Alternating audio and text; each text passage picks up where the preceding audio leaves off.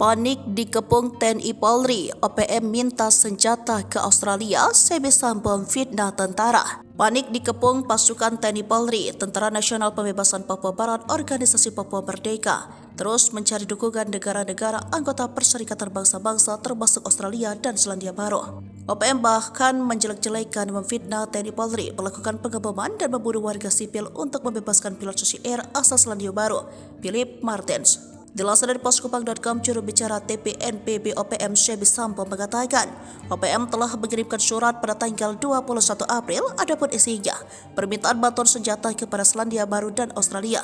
Tentara Pembebasan Nasional Papua Barat butuh senjata supaya perlawanan harus seimbang, kata Shebi Sambo. Menurut Shebi Sambo, TPNPB OPM meminta Perdana Menteri Australia membantu OPM perang dengan TNI Polri. Shebi mengklaim serangan militer TNI baru-baru ini terhadap penduduk di distrik Dugama dalam upaya mereka yang gagal untuk membebaskan sandera asal Selandia Baru.